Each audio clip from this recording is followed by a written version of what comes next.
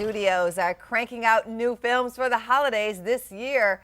3 will open at the box office on Christmas Day. Our movie man Erik Childress joins us now with a look at some of the films that will be playing at a theater near you. Good to have you on the show. Thank you. Do the studios wait and save the best for last? I don't think you necessarily save the best for last. I mean, we've had movies coming out ever since the beginning of November, stuff like, the James Bond film, Twilight, The Hobbit comes out before Christmas.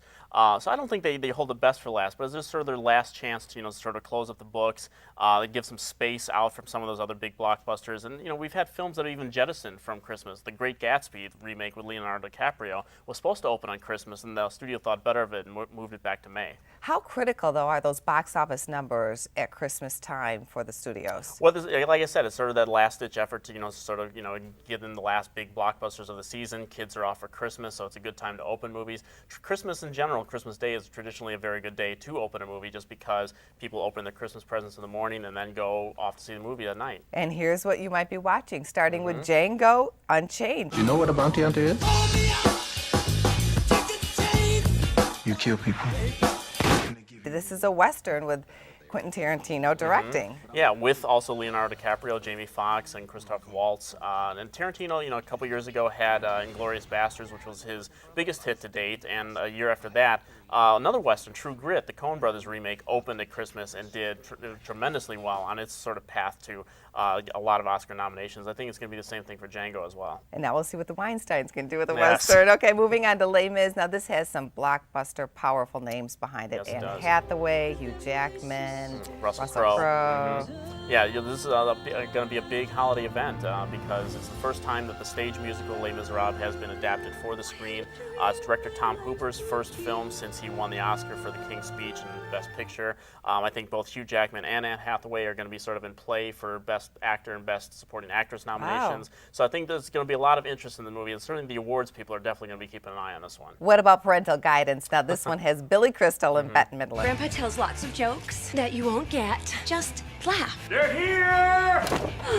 Hello, boys. Still single?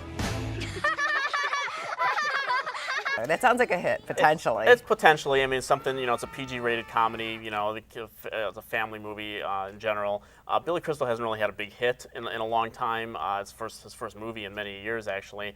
So I think it has potential to do, decent numbers, not huge numbers. Anything to look forward to in the coming new year? Well, there's going to be a couple movies that are going to be opening around Christmas time that are going to be in limited release, and you're not going to see them until January. One of them, very much anticipated, speaking of Oscar winners, Zero Dark 30, which is Catherine Bigelow's follow-up to The Hurt Locker. Where was the last time you saw Bin Laden? Oh my God, is that what I think it is?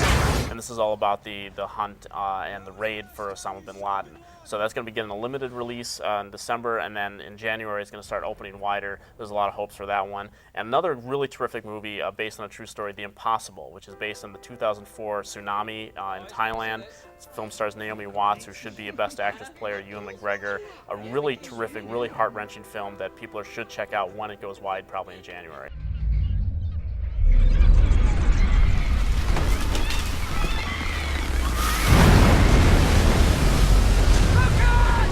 I've had friends who screen that, and they said it's tough to watch, but it is tremendous. It's tough to watch, but it's very rewarding.